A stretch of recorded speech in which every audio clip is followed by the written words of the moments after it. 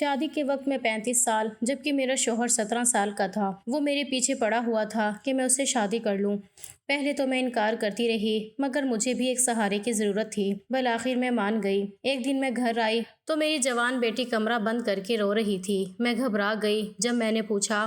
میں نے جب آئینے میں خود کو دیکھا تو 35 سال کی عمر میں میرے چہرے کی لکیروں میں نہیں بلکہ میری آنکھوں کی اس تھکن میں لکھی نظر آئی جو برسوں کی بے سکونی کا حاصل تھی۔ یہ وہی گھر تھا جہاں میں نے اپنا بچپن گزارا تھا، اپنے ماں باپ کی لاڈلی اور اکلوتی بیٹی بن کر۔ میرے والدین جو میرا کل سرمایہ تھے 3-4 سال پہلے ہی ایک ایک کر کے اللہ کو پیارے ہو گئے تھے۔ اب اس بڑے سے گھر میں صرف میں تھی اور میری 18 سالہ بیٹی دعا۔ میرا شوہر جس کے لیے میں نے اپنی زندگی کے بہترین سال وقف کر دیے تھے مجھے اس وقت طلاق کا پروانہ تھما کر چلا گیا جب مجھے ایک شریک حیات کی سب سے زیادہ ضرورت تھی۔ اسے کوئی اور پسند آ گئی تھی، کوئی ایسی جو مجھ سے زیادہ جوان اور پرکشش تھی۔ اس نے ایک بار بھی یہ نہیں سوچا تھا کہ اس کی جوان بیٹی پر کیا گزرے گی اور وہ معاشرے کی سرد و گرم کا مقابلہ کیسے کرے گی۔ صبح کے 7 بج رہے تھے۔ میں نے جلدی جلدی ناشتہ تیار کیا اور دعا کو آواز دینے لگی۔ دعا بیٹا جلدی اٹھو، تمہیں کالج جانا ہے اور مجھے اسکول کے لیے دیر ہو رہی ہے۔ دعا خاموشی سے میز پر آ کر بیٹھ گئی تھی۔ وہ پہلے ایسی نہیں تھی، وہ بہت ہنسمکھ تھی لیکن باپ کے جانے کے بعد اس کے چہرے سے مسکراہٹ جیسے روٹھ گئی تھی۔ میں ایک سرکاری اسکول میں ٹیچر تھی۔ اللہ کا شکر ہے کہ مالی طور پر میں کسی کی محتاج نہیں تھی۔ میں خود ہی گھر کا سودا صرف لاتی، بجلی کے بل جمع کرواتی اور اپنی چھوٹی سی گاڑی خود ڈرائیو کر کے اسکول جاتی تھی۔ دنیا کی نظر میں ایک مضبوط اور خود مختار عورت تھی، لیکن رات کے اندھیرے میں جب میں اکیلی روتی تو مجھے احساس ہوتا کہ اس معاشرے میں ایک عورت کے لیے مرد کے بغیر جینا کتنا بڑا امتحان ہے۔ آج جب میں اسکول کے اسٹاف روم میں بیٹھتی تو میری ساتھی ٹیچرز کی ہمدردیاں مجھے زہر لگنے لگی تھیں۔ نسرین آپا جو اسکول کی سب سے سینئر ٹیچر تھیں اکثر چائے کا سپ لیتے ہوئے میری طرف دیکھتی اور کہتی، عافیہ تم اکیلی کب تک یہ سب مینج کرو گی؟ دیکھو تمہاری جوان بیٹی ہے، کل کو اس کے رشتے آئیں گے تو لوگ 100 سوال پوچھیں گے کہ اس کا باپ کہاں ہے، اور تم خود ابھی جوان ہو، کوئی سہارا ڈھونڈ لو۔ میں اکثر فائل بند کرتی اور مسکرا کر جواب دیتی، آپا میں خود اپنا سہارا ہوں، تنخواہ اچھی ہے، گھر اپنا ہے، مجھے کسی کی ضرورت نہیں ہے۔ مگر نسرین آپا کا اگلا جملہ ہمیشہ میرے سینے میں پیوست ہو جاتا، عورت کتنی ہی کمالے عافیہ، گھر کی دہلیز پر ایک مرد کی جوتی پڑی ہو تو محلے والوں کی نظریں نیچی رہتی ہیں، ورنہ ہر کوئی دیوار پھاندنے کی سوچتا ہے۔ اور آج بھی آپا نے وہی بات کی تھی مگر آج میں نے آگے سے کوئی جواب نہیں دیا تھا۔ بات صرف اسکول تک محدود نہیں تھی۔ پچھلے ہفتے میری خالہ کی بیٹی کی شادی تھی۔ میں نے سوچا تھا کہ تھوڑی دیر کے لیے چلی جاؤں گی تاکہ دعا کا بھی تھوڑا دل بہل جائے، لیکن وہاں جو کچھ ہوا اس نے میری روح کو زخمی کر دیا تھا۔ شادی ہال میں داخل ہوتے ہی میری دور پار کے رشتہ دار عورتوں نے مجھے ایسے گھیر لیا جیسے میں کوئی عجوبہ ہوں۔ ہائے عافیہ کتنی کمزور ہو گئی ہو، اس کمبخت نے تمہیں طلاق دے کر اچھا نہیں کیا، ایک چچی نے کافی اونچی آواز میں کہا تاکہ آس پاس بیٹھے لوگ بھی سن لیں۔ اب کیا کرو گی؟ محلے کی عورتیں تو باتیں کرتی ہیں کہ عافیہ اب اکیلی رہتی ہے، پتہ نہیں کون کون اس کے گھر کے چکر لگاتا ہے۔ میں نے ضبط کرتے ہوئے جواب دیا، چچی میرے گھر کوئی چکر نہیں لگاتا، میں ایک باعزت جاب کرتی ہوں۔ مگر وہاں موجود دوسری عورتوں کی سرگوشیاں میرے کانوں میں سیسی کی طرح اتر رہی تھیں۔ اکیلی عورت تو کھلی کتاب کی طرح ہوتی ہے، ہر کوئی پڑھنا چاہتا ہے، پتہ نہیں طلاق کیوں ہوئی، ضرور عافیہ میں ہی کوئی کمی ہوگی۔ شادی سے واپسی پر میں نے دیکھا تھا کہ محلے کی 2-3 عورتیں میرے گھر کی دیوار کے ساتھ کھڑی باتیں کر رہی تھیں۔ جیسے ہی میری گاڑی رکی وہ ایک دم خاموش ہو گئیں اور مجھے ایسی مشکوک نظروں سے دیکھنے لگیں جیسے میں نے کوئی جرم کیا ہو۔ گھر کے اندر داخل ہو کر میں نے صوفے پر سر رکھ دیا تھا، میرا سر پھٹ رہا تھا۔ امی آپ ٹھیک ہیں؟ دعا نے میرے کندھے پر ہاتھ رکھا تو میں نے اسے دیکھا اور سوچا کہ کیا واقعی میں اپنی بیٹی کو ایک محفوظ مستقبل دے پاؤں گی۔ میرے پاس پیسہ تھا، سرکاری نوکری کی عزت تھی، مگر ذہنی سکون رخصت ہو چکا تھا۔ ہر باہر کی دستک پر میرا دل دھڑکتا تھا کہ کہیں کوئی محلے دار شکایت لے کر نہ آ جائے، اور اب بھی میں اسٹاف روم میں بیٹھی ایک ہفتے پہلے کی باتوں میں کھوئی ہوئی تھی۔ میں ایک مالی طور پر مستحکم عورت تھی، مگر یہ معاشرہ مجھے یہ احساس دلانے پر تلا ہوا تھا کہ ایک عورت کی اپنی کوئی اوقات نہیں ہوتی جب تک اس کے سر پر کسی مرد کا نام نہ ہو۔ میں روزانہ صبح اسکول جاتی تھی، بچوں کو پڑھاتی، فائلیں مکمل کرتی، پھر واپسی پر خود ہی سودا خریدتی۔ کبھی گاڑی کا ٹائر پنچر ہو جاتا تو سڑک کنارے کھڑے ہو کر لوگوں کی ہوس بھری نظروں کا سامنا کرنا پڑتا تھا۔ مکینک سے بات کرتے ہوئے بھی مجھے اپنا لہجہ سخت رکھنا پڑتا تھا تاکہ اسے کوئی غلط فہمی نہ ہو۔ یہ سب کچھ میں اکیلی مینج کر رہی تھی، مگر تھکن اب میرے اعصاب پر سوار ہونے لگی تھی۔ جب میں دوپہر میں گھر واپس آئی تو دعا بھی کالج سے آ چکی تھی۔ تھوڑی دیر میں محلے کی رضیہ خالہ بھی میرے گھر پر آ گئی تھیں اور باتوں باتوں میں کہنے لگی تھی کہ عافیہ سنا ہے تمہارے سابقہ شوہر دوسری شادی کر کے بہت خوش ہے، تم کیوں اپنی زندگی برباد کر رہی ہو؟ دیکھو تم ابھی 35 سال کی ہو، کوئی بھی اچھا رشتہ مل سکتا ہے۔ میں انہیں ٹال سکتی تھی مگر ان کی باتیں میری لاش شعور میں بیٹھتی جا رہی تھی۔ اکیلی عورت پر سارے محلے کی نظر ہوتی ہے، عافیہ ذرا سنبھل کر رہا کرو، کہیں تمہاری وجہ سے ہماری بیٹیوں کے رشتے نہ رک جائیں۔ ان کے اس جملے نے مجھے ہلا کر رکھ دیا تھا۔ کیا میرا اکیلا رہنا اب دوسروں کے لیے خطرہ بن گیا تھا؟ تھوڑی دیر بعد وہ مجھے سمجھا کر وہاں سے چلی گئی تھی اور میں سوچ رہی تھی کہ نہ جانے میرے ساتھ آگے کیا ہوگا۔ وقت بڑی تیزی کے ساتھ گزرتا جا رہا تھا۔ اسکول میں میرا کام بہت اچھا تھا، مگر وہاں کا ماحول بھی اب مجھے بوجھ لگنے لگا تھا۔ ہر تقریب، ہر میٹنگ میں مجھے اپنی اکیلی حیثیت کا احساس دلایا جاتا تھا۔ میں نے محسوس کیا کہ میری بیٹی دعا بھی اب مجھ سے کترانے لگی تھی۔ شاید وہ بھی ان باتوں سے ڈرتی تھی جو لوگ ہمارے بارے میں کرتے تھے۔ مجھے ایک ایسے سہارے کی تلاش محسوس ہونے لگی تھی جو مجھے ان نظروں اور ان زبانوں سے بچا سکے، چاہے وہ سہارا کتنا ہی کمزور کیوں نہ ہو۔ اسکول کی زندگی بھی ایک عجیب رفتار سے گزر رہی تھی۔ صبح کی اسمبلی، گھنٹیوں کا شور، بچوں کا شورغل، اور پھر اسٹاف روم کی وہی گھٹن زدہ خاموشی جہاں ہر عورت کی نظر دوسرے کے نجی معاملات پر ہوتی تھی۔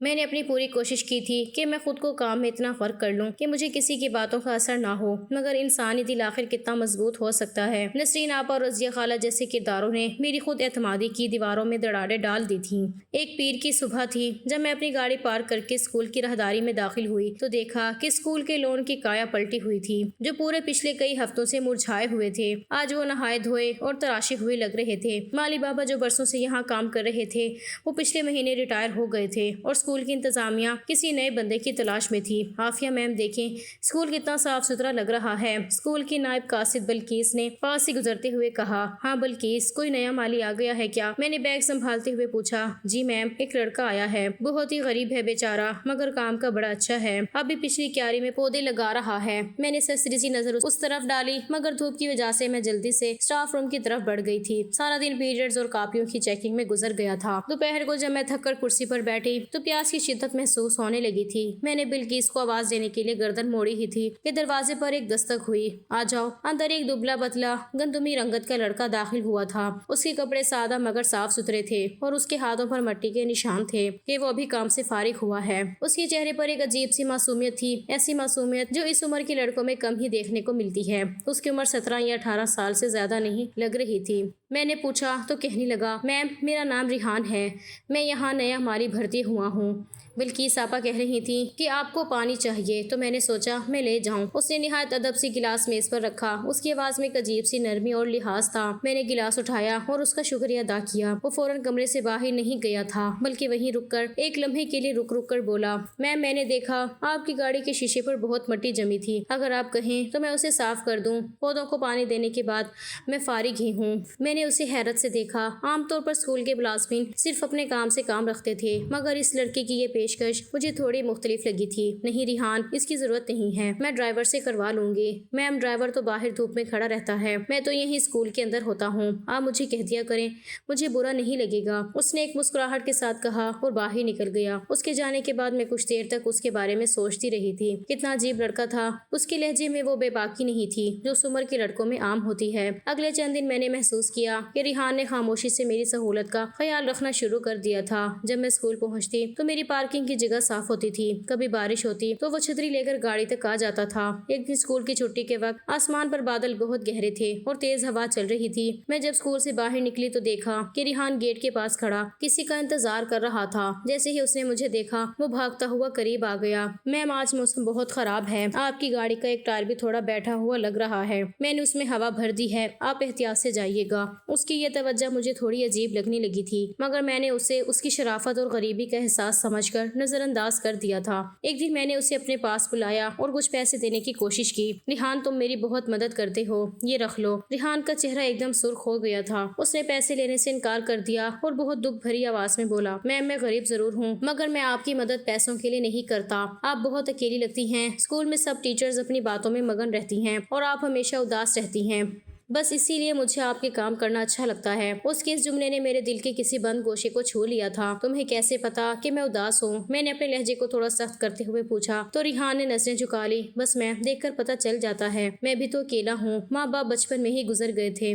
بڑی مشکل سے مزدوری کر کے پیٹ پالتا ہوں، اکیلے پن کا دکھ میں جانتا ہوں۔ اس دن کے بعد سے ریحان کے لیے میرے دل میں ایک ہمدردی پیدا ہو گئی تھی۔ میں کبھی کبھی اسے اسکول کی کینٹین سے کھانا منگوا دیتی یا اس کی مالی مدد کے بہانے اسے کچھ پیسے دے دیتی۔ وہ بہت اصرار کے بعد لے لیتا تھا۔ وہ اکثر کام کے دوران میرے پاس آ کر کھڑا ہو جاتا اور پھر ادھر ادھر کی باتیں کرنے لگتا تھا۔ وہ مجھے بتاتا کہ اسے پڑھنے کا بہت شوق تھا مگر حالات نے اسے مالی بنا دیا تھا۔ میں اس کی باتیں سنتی اور مجھے محسوس ہوتا کہ شاید اس کائنات میں کوئی تو ہے جو میرے دکھ کو محسوس کرتا ہے۔ میں جو پورے محلے اور خاندان کے تانوں سے چور تھی، مجھے 17 سالہ لڑکے کی باتوں میں ایک عجیب سا سکون ملنے لگا تھا۔ وہ مجھے میم کہتا تھا مگر اس کی لہجے میں ایک تحفظ کا احساس تھا۔ ایک دن جب میں اسکول کے لون میں لگے بینچ پر بیٹھی دعا کے کالج کی فیس کے بارے میں سوچ رہی تھی، ریحان قریب آیا۔ اس کے ہاتھ میں گلاب کا پھول تھا۔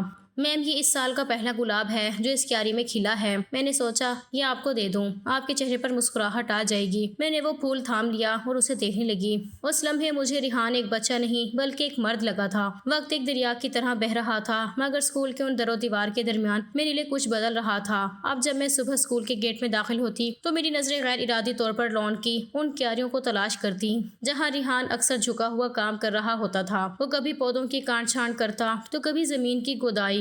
جیسے ہی میری گاڑی کی آواز گونجتی وہ کام چھوڑ کر سیدھا کھڑا ہو جاتا اور ایک ایسی مسکراہٹ کے ساتھ سلام کرتا جس میں بے انتہا خلوص جھلکتا تھا۔ ایک تپتی ہوئی دوپہر جب سورج آگ برسا رہا تھا، میں کلاس سے فارغ ہو کر اسٹاف روم کی طرف جا رہی تھی۔ راہداری میں تپش اتنی تھی کہ سانس لینا دوبھر تھا۔ میں نے دیکھا کہ ریحان اس سخت دھوپ میں پائپ پکڑے دور والے لون کو پانی دے رہا تھا۔ اس کی قمیض پسینے میں شرابور تھی اور چہرہ شدت تپش سے تمتما رہا تھا۔ مجھے نہ جانے کیوں اس پر ترس آ گیا۔ میں نے پاس جا کر اسے آواز دی، ریحان ادھر آؤ۔ وہ چون کر مڑا اور جلدی سے پائپ ایک طرف رکھ کر بھاگتا ہوا میرے پاس آ گیا۔ اس نے اپنے ماتھے سے پسینہ پونچھا، جی میم کیا کوئی کام ہے؟ اتنی سخت دھوپ میں کیوں کام کر رہے ہو؟ تھوڑی دیر چھاؤں میں بیٹھ جاؤ، سورج ڈھلے گا تو باقی کام کر لینا۔ میں نے تشویش سے کہا تو ریحان نے ایک معصوم سی نظر مجھ پر ڈالی اور دبی آواز میں بولا، میم کام تو کرنا ہی پڑتا ہے، اگر یہ پودے مرجھا گئے تو مجھے دکھ ہوگا، اور ویسے بھی جب آپ اسکول سے گھر جاتی ہیں تو میں چاہتا ہوں کہ آپ کو یہ لون ہرا بھرا اور ٹھنڈا نظر آئے اور آپ کی تھکن کم ہو جائے گی۔ اس کا یہ جواب سن کر میں خاموش ہو گئی تھی۔ ایک معمولی سا مالی لڑکا میری تھکن کے بارے میں سوچ رہا تھا۔ وہ لوگ جن کے ساتھ میں نے سالہ سال گزارے تھے انہوں نے کبھی میری آنکھوں کی تھکن نہیں پڑھی تھی، مگر یہ لڑکا میری چھوٹی چھوٹی باتوں کا خیال رکھ رہا تھا۔ میں نے اسے کچھ کہے بغیر پرس سے پیسے نکال کر اس کی طرف بڑھا دیے تھے، جاؤ کینٹین سے ٹھنڈی بوتل پی لو۔ ریحان نے پیسے لینے کے لیے ہاتھ آگے بڑھایا مگر پھر رک گیا۔ میم بوتل تو میں پی لوں گا لیکن اگر آپ برا نہ مانے تو کیا میں آپ سے ایک بات پوچھ سکتا ہوں؟ ہاں پوچھو، میں نے اسے بغور دیکھتے ہوئے کہا۔ آپ روز اتنی محنت کرتی ہیں، پھر اکیلے گاڑی چلا کر گھر جاتی ہیں، سودا لاتی ہیں، کیا گھر میں کوئی اور نہیں ہے جو آپ کا بوجھ بانٹ سکے؟ اس کے سوال میں ایک عجیب سی ہمدردی تھی۔ میں نے ایک ٹھنڈی آب بھری، میرا بوجھ بانٹنے والا کوئی نہیں ہے ریحان، بس میری ایک بیٹی ہے دعا، جس کے لیے میں جی رہی ہوں۔ اچھا پھر دعا تو بہت خوش نصیب ہے کہ اسے آپ جیسی ماں ملی ہے۔ اسے نظریں جھکا کر کہا، کاش میرے ماں باپ بھی زندہ ہوتے، اکیلے رہنا بہت مشکل ہے میم، خاص طور پر جب دنیا آپ کو صرف ایک ضرورت سمجھ کر استعمال کرنا چاہتی ہو۔ اس کی یہ گہری بات میرے دل پر نقش ہو گئی تھی۔ وہ سچ تو کہہ رہا تھا، کیا میں بھی اس معاشی کے لیے صرف ایک ضرورت نہیں تھی؟ نسرین آپا مجھے اس لیے شادی کا مشورہ دیتی تھی تاکہ میں ان کے معیار پر پوری اتروں۔ رضیہ آپا اس لیے میری فکر کرتی تھیں تاکہ وہ اپنے نجی تجسس کی تسکین کر سکیں، مگر یہ لڑکا جو خود حالات کا مارا ہوا تھا وہ میرے وجود کی اکیلی دیواروں کو دیکھ رہا تھا۔ اگلے چند ہفتوں میں ریحان نے اپنی خدمات کا دائرہ بڑھا دیا تھا۔ ایک دن اسکول کی چھٹی کے وقت میں نے دیکھا کہ میری گاڑی کے ٹائر میں ہوا کم ہے۔ میں پریشان کھڑی تھی کہ ریحان کہیں سے بھاگتا ہوا آیا۔ میم آپ پریشان نہ ہوں، میں نے پہلے ہی پمپ کا بندوبست کر رکھا ہے، میں ابھی اسے ٹھیک کر دیتا ہوں۔ وہ بغیر کسی صلح کی تمنا کیے گھٹنوں کے بل سڑک پر بیٹھ گیا اور ٹائر میں ہوا بھرنے لگا۔ میں خاموشی سے اسے دیکھتی رہی تھی۔ 35 سالہ ایک تجربہ کار عورت ہونے کے باوجود مجھے اس 17 سالہ لڑکے میں ایک تحفظ کا احساس ہونے لگا تھا۔ جب وہ کام ختم کر کے اٹھا تو اس کے کپڑے مٹی سے اٹے ہوئے تھے۔ میں نے اسے ٹیشو پیپر دیا تو اس نے بہت ہچکچاتے ہوئے ایک ٹیشو لے لیا تھا۔ ریحان تم میری اتنی مدد کیوں کرتے ہو؟ میں نے آخر پوچھ ہی لیا۔ وہ ایک لمحے کے لیے رکا، پھر بہت دھیرے سے بولا، پتہ نہیں میم، بس جب میں آپ کو دیکھتا ہوں تو مجھے لگتا ہے کہ آپ کو کسی ایسے شخص کی ضرورت ہے جو آپ کا خیال رکھ سکے، جو آپ کو ہر مشکل سے بچا سکے۔ میں تو ایک غریب مالی ہوں، میں تو صرف دعا کر سکتا ہوں اور آپ کے چھوٹے موٹے کام کر سکتا ہوں۔ اس کے ان جملوں نے میرے اندر ایک عجیب سی ہلچل پیدا کر دی تھی۔ گھر واپسی پر میں گاڑی چلاتے ہوئے اسی کے بارے میں سوچ رہی تھی۔ گھر پہنچی تو دیکھا کہ دعا اپنے کمرے میں پڑ رہی تھی۔ وہ اب مجھ سے زیادہ باتیں نہیں کرتی تھی۔ باپ کے جانے کا صدمہ اس کے اندر ایک خلا پیدا کر چکا تھا۔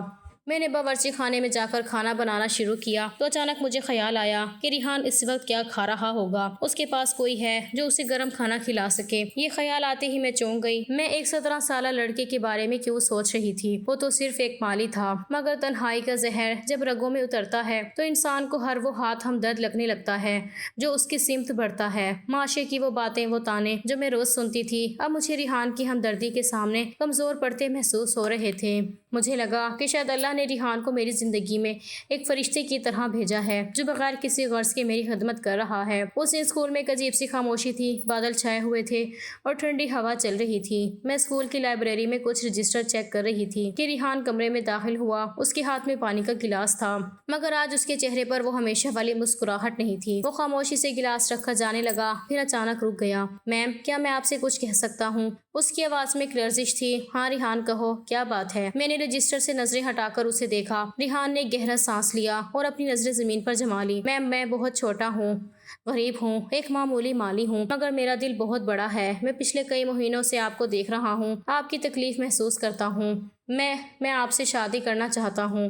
میں آپ کا سہارا بننا چاہتا ہوں تاکہ کوئی آپ پر انگلی نہ اٹھا سکے۔ ایک پل کے لیے مجھے لگا جیسے میرے کانوں نے غلط سنا ہو۔ میرے تن بدن میں آگ لگ گئی تھی۔ میں نے زور سے رجسٹر زمین پر پٹخا۔ تمہارا دماغ تو ٹھیک ہے ریحان، تم جانتے ہو تم کیا کہہ رہے ہو؟ میری بیٹی تمہاری عمر کی ہے اور تم مجھ سے شادی کی بات کر رہے ہو؟ شرم نہیں آتی تمہیں ایسی بےہودہ باتیں کرتے ہوئے؟ ریحان کا چہرہ فک ہو گیا تھا، اس کی آنکھوں میں آنسو آ گئے تھے۔ معاف کر دیں میم، میرا وہ مطلب نہیں تھا، بس خاموش رہو۔ دوبارہ ایسی بات کی تو میں پرنسپل سے کہہ کر تمہیں نوکری سے نکلوا دوں گی۔ جاؤ یہاں سے، میں نے غصے سے چیخ کر کہا۔ وہ بغیر کچھ کہے سر جھکائے وہاں سے چلا گیا تھا۔ میرا پورا وجود غصے اور صدمے سے کانپ رہا تھا۔ میں نے جلدی سے اپنا بیگ اٹھایا اور گاڑی کی طرف بھاگ گئی۔ مجھے لگ رہا تھا جسے اسکول کی دیواریں مجھے گھور رہی ہیں۔ میں جیسے ہی گھر پہنچی، لاؤنج میں خاموشی کا راج تھا۔ میں سیدھی دعا کے کمرے کی طرف گئی، مگر وہاں سے سسکیوں کی آواز آ رہی تھی۔ میرا دل بیٹھ گیا۔ میں نے دروازہ کھولا تو دیکھا دعا بستر پر اوندھے منہ لیٹی زاروں قطار رو رہی تھی۔ دعا، کیا ہوا میری جان؟ تم کیوں رو رہی ہو؟ میں نے گھبرا کر اسے کندھے سے پکڑ کر اٹھایا تو دعا نے روتے ہوئے اپنا سر میرے سینے پر رکھ دیا۔ امی، اب مجھ سے یہ سب برداشت نہیں ہوتا۔ آج کالج میں میری کلاس فیلوز کہہ رہی تھیں کہ دعا کا باپ تو اسے چھوڑ کر چلا گیا ہے، اب اس کی ماں اکیلی رہتی ہے، پتہ نہیں کیا کرتی ہوگی۔ وہ کہہ رہی تھیں کہ جس لڑکی کا باپ نہ ہو اس کی کوئی عزت نہیں ہوتی۔ امی، کیا ہم واقعی اتنے برے ہیں؟ کیا ہمارا کوئی محافظ نہیں ہے؟ دعا کی ان باتوں نے میرے کلیجے کو چیر کر رکھ دیا تھا۔ جو تانے میں سہ رہی تھی اب وہ میری بیٹی کے کانوں تک پہنچ چکے تھے۔ میں نے اسے گلے سے لگا لیا، مگر میرے ذہن میں ریحان کی وہ بات گونجنے لگی تاکہ کوئی آپ پر انگلی نہ اٹھا سکے۔ کیا ایک 17 سالہ لڑکا واقعی اس معاشرے کی زبانیں بند کر سکتا تھا؟ کیا وہ میری بیٹی کو یہ تحفظ دے سکتا تھا جو میں ایک سرکاری افسر ہو کر بھی نہیں دے سکی تھی؟ اس رات میں سو نہیں سکی تھی۔ ایک طرف میری ممتا تھی جو اپنی بیٹی کو زمانے کی ٹھوکروں سے بچانا چاہتی تھی، اور دوسری طرف وہ لڑکا تھا جس کی عمر بہت کم تھی، مگر اس کی ہمدردی سچی لگ رہی تھی۔ میں نے سوچا اگر میں اس سے شادی کر لوں تو گھر میں ایک مرد کی موجودگی سے لوگوں کے منہ بند ہو جائیں گے، لوگ مجھے اکیلی عورت کہہ کر نشانہ نہیں بنائیں گے۔ اگلے دن میں اسکول پہنچی تو میرا ذہن صاف تھا۔ میں نے بلقیس سے کہا کہ ریحان کو پچھلی کیاریوں کے پاس بلائے۔ جب وہ آیا تو وہ بہت ڈرا ہوا لگ رہا تھا۔ اس نے ڈرتے ڈرتے سلام کیا۔ ریحان، جو تم نے کل کہا تھا کیا تم اس پر قائم ہو؟ میں نے اسپاٹ لہجے میں پوچھا تو ریحان کی آنکھوں میں امید کی ایک کرن چمکی۔ جی میم، میں سچ کہہ رہا تھا، میں آپ کو کبھی کوئی دکھ نہیں دوں گا۔ لیکن ریحان، تمہاری عمر بہت کم ہے، کیا تمہارے ماں باپ اس رشتے کو مانیں گے؟ وہ تو ایک بڑی عمر کی عورت کو کبھی قبول نہیں کریں گے۔ میں نے اپنی ایک اور فکر ظاہر کی تو ریحان نے اداسی سے سر جھکا لیا۔ میم، میرے ماں باپ اس دنیا میں نہیں ہیں، میں اپنے چچا کے گھر رہتا ہوں اور وہ تو ویسے ہی مجھے بوجھ سمجھتے ہیں۔ وہ تو خوش ہوں گے کہ میں ان کے گھر سے نکل جاؤں۔ اس کی بے بسی نے میرے دل میں موجود رہی صحیح دیوار بھی گرا دی۔ مجھے لگا کہ ہم دونوں ہی اکیلے ہیں، شاید ہم ایک دوسرے کا بوجھ بانٹ سکیں۔ ٹھیک ہے ریحان، میں تیار ہوں، لیکن ہم یہ شادی بہت سادگی سے کریں گے۔ میرے گھر پر ہی نکاح ہوگا، کسی کو پتہ نہیں چلے گا جب تک حالات ٹھیک نہ ہو جائیں۔ ریحان کے چہرے پر ایک ایسی مسکراہٹ آ گئی تھی جو اس وقت مجھے فاتحانہ لگی تھی، مگر میں نے اسے خوشی سمجھ لیا تھا۔ چند دن بعد میں نے ایک مولوی صاحب کا بندوبست کیا اور اپنے ہی گھر کے لاؤنج میں دعا کی موجودگی میں ریحان کے ساتھ نکاح کر لیا۔ دعا خاموش تھی، شاید وہ بھی اسے ایک سہارے کے طور پر دیکھ رہی تھی۔ نکاح کے بعد ریحان اپنا چھوٹا سا بیگ لے کر میرے گھر منتقل ہو گیا تھا۔ وہ اب اسکول میں مالی کا کام نہیں کرتا تھا، میں نے اسے وہ کام چھڑوا دیا تھا۔ وہ اب گھر داماد بن کر میرے ساتھ رہنے لگا تھا۔ شروع کے دن بہت سکون سے گزرے تھے۔ ریحان صبح سویرے اٹھتا، پودوں کو پانی دیتا، گھر کے چھوٹے موٹے کام کرتا اور دوپہر کو مجھے جاب سے واپسی پر گیٹ پر ملتا تھا۔ محلے کی عورتیں جو پہلے باتیں کرتی تھیں اب خاموشی سے ہمیں دیکھتی تھیں، کیونکہ اب گھر کی دہلیز پر ایک مرد کی موجودگی کا احساس تھا۔ مجھے لگا کہ میرا فیصلہ درست تھا، مگر پھر آہستہ آہستہ خاموشی کا یہ لبادہ سرکنے لگا تھا۔ میں نے محسوس کیا کہ دعا پہلے سے بھی زیادہ اپنے کمرے میں رہنے لگی تھی۔ وہ کھانا کھانے کے لیے بھی باہر نہیں آتی تھی۔ جب میں اس سے بات کرنے کی کوشش کرتی تو وہ اپنی نظریں چرا لیتی۔ ریحان کا رویہ بھی بدل رہا تھا۔ اس کی وہ معصومیت اب ایک عجیب سی خود اعتمادی میں بدل رہی تھی جو مجھے کھٹکنے لگی تھی۔ دن مہینوں میں بدل رہے تھے اور میرے گھر کی فضا پر ایک عجیب سی سنگینی چھانے لگی تھی۔ ریحان جو کبھی ایک معصوم مالی تھا اب اس گھر کا سیاہ و سفید کا مالک بننے کی کوشش کر رہا تھا۔ وہ اب صبح دیر سے اٹھتا اور سارا دن میرے پیسوں پر عیاشی کرتا، اور اب اس کے لہجے میں وہ پہلے جیسا لحاظ بھی نہیں رہا تھا۔ مگر میری سب سے بڑی فکر دعا تھی جو ایک زندہ لاش بن چکی تھی۔ ایک شام جب میں اسکول سے تھکی ہاری گھر آئی تو پورا گھر خاموشی میں ڈوبا ہوا تھا۔ ریحان لاؤنج میں نہیں تھا، جس کا مطلب تھا کہ وہ شاید باہر کہیں دوستوں کے ساتھ ہوگا۔ میں سیدھی دعا کے کمرے کی طرف بڑھ گئی تھی، کیونکہ پچھلے 2 دن سے اس نے مجھ سے ٹھیک سے بات بھی نہیں کی تھی۔ جیسے ہی میں کمرے کے قریب پہنچی، اندر سے سسکیوں کی آواز سنائی دی تو میرا دل ایک دم ڈوب گیا۔ میں نے گھبرا کر دروازہ کھولا تو منظر دیکھ کر میرے پیروں تلے سے زمین نکل گئی تھی۔ دعا بستر پر اوندھے منہ لیٹی تکیے میں منہ دیے بری طرح رو رہی تھی۔ اس کا دوپٹہ فرش پر گرا ہوا تھا اور اس کے بال بکھرے ہوئے تھے۔ دعا کیا ہوا؟ بولو میری جان، تم کیوں رو رہی ہو؟ میں نے پاگلوں کی طرح اسے کندھوں سے پکڑ کر اٹھایا تو دعا نے جیسے ہی مجھے دیکھا وہ میرے سینے سے لگ کر پھٹ پڑی تھی۔ اس کا پورا وجود کانپ رہا تھا۔ امی، آپ نے یہ کیا کر دیا؟ آپ کس شخص کو اس گھر میں لے آئیں؟ اس کی آواز ہچکیوں میں دب رہی تھی۔ بیٹا بتاؤ تو صحیح، ریحان نے کچھ کہا ہے کیا؟ میں نے لرزتی آواز میں پوچھا تو دعا نے روتے ہوئے وہ انکشاف کیا جس نے میری روح فنا کر دی۔ امی، وہ کوئی معصوم نہیں ہے۔ جب آپ اسکول چلی جاتی ہیں تو وہ میرے کمرے کے باہر آ کر کھڑے ہو جاتی ہیں۔ آج انہوں نے حد کر دی۔ انہوں نے میرا راستہ روکا اور دھمکی دی کہ اگر میں نے آپ کو قائل نہیں کیا کہ آپ یہ گھر اور اپنی ساری جمع پونجی اس کے نام کر دیں تو وہ مجھے اس طرح بدنام کر دے گا، کوئی مجھ سے شادی نہیں کرے گا۔ اس نے کہا کہ اس نے آپ سے شادی صرف اس لیے کی تھی کہ وہ اس عیش و آرام کی زندگی کا خواب دیکھتا تھا جو اسے مالی بن کر کبھی نہیں مل سکتی تھی۔ میرے سر پر جیسے ہتھوڑے برسنے لگے تھے۔ وہ معصومیت، وہ ہمدردی، وہ سب ایک ڈھونگ تھا۔ میں ابھی دعا کو سنبھال رہی تھی کہ ریحان کمرے کے دروازے پر نمدار ہوا۔ اس کے چہرے پر اب وہ نقاب نہیں تھا بلکہ ایک زہریلی مسکراہٹ تھی۔ اوہو، تو دعا نے سب بتا دیا ہے، اس نے چٹائی سے دیوار کے ساتھ ٹیک لگاتے ہوئے کہا۔ دیکھو عافیہ، غصہ کرنے کی ضرورت نہیں ہے۔ تم 35 سال کی ہو، میں 17 کا۔ تمہیں کیا لگا تھا کہ میں تم سے محبت کرتا ہوں؟ میں بس اس غربت سے نکلنا چاہتا تھا۔ اب شرافت سے یہ گھر میرے نام کرو، ورنہ میں محلے میں کہوں گا کہ تمہاری بیٹی کے مجھ سے تعلقات ہیں، پھر دیکھنا لوگ کس پر یقین کرتے ہیں۔ اس کی یہ غلیظ بات سن کر میرے اندر کی ممتا ایک بکھرے ہوئے شیر کی طرح جاگ اٹھی۔ میں نے آگے بڑھ کر ایک زوردار تھپڑ اس کے منہ پر رسید کر دیا تھا۔ نکل جاؤ میرے گھر سے، ابھی اور اسی وقت۔ میری آواز میں وہ گرج تھی جو میں نے خود پہلے کبھی نہیں سنی تھی۔ تم مجھے نہیں نکال سکتی، میں تمہارا شوہر ہوں۔ اس نے غصے سے میری کلائی پکڑنی چاہی۔ تم صرف ایک دھوکے باز ہو ریحان، اگر تم 1 منٹ کے لیے اس گھر سے باہر نہ نکلے تو میں ابھی پولیس کو فون کروں گی اور کہوں گی کہ تم نے ایک نابالغ لڑکا ہو کر اپنی عمر غلط بتا کر مجھ سے شادی کی اور اب میری بیٹی کو ہراساں کر رہے ہو۔ میرا سرکاری اثر و سوخت تمہیں جیل کی سلاخوں کے پیچھے سڑا دے گا۔ میں نے اپنا فون نکال کر نمبر ڈائل کرنا شروع کر دیا تھا۔ پولیس کا نام سنتے ہی ریحان کی ساری مردانگی ہوا ہو گئی تھی۔ وہ بڑبڑاتا ہوا اپنا بیگ اٹھا کر وہاں سے ایسے بھاگا جیسے پیچھے کوئی بلا لگی ہو۔ ریحان کے جانے کے بعد میں نے دعا کو سینے سے لگا لیا تھا۔ ہم دونوں بہت دیر تک روتے رہے تھے۔ اس رات میں نے ایک بہت بڑا فیصلہ کیا۔ میں نے ریحان سے خلا کی کارروائی شروع کر دی اور اسے اپنی زندگی سے ہمیشہ کے لیے کھرچ کر پھینک دیا۔ محلے والوں نے پھر باتیں کی، خاندان والوں نے پھر تانے دیے کہ دیکھو ایک اور شادی بھی نہ چلی، مگر اب مجھے کسی کی پرواہ نہیں تھی۔ میں نے سمجھ لیا تھا کہ معاشرے کے ڈر سے غلط سہارا لینا اپنی زندگی کو جہنم بنانا ہے۔ میں نے اپنی بیٹی کے سر پر ہاتھ رکھا اور اسے یقین دلایا کہ اب ہمیں کسی تیسرے کی ضرورت نہیں ہے۔ میں اکیلی اسے پالوں گی، اسے پڑھاؤں گی اور اسے ایک مضبوط انسان بناؤں گی۔ اب میرے گھر کی دہلیز پر کسی مرد کی جوتی نہیں تھی، مگر اب وہاں سکون تھا۔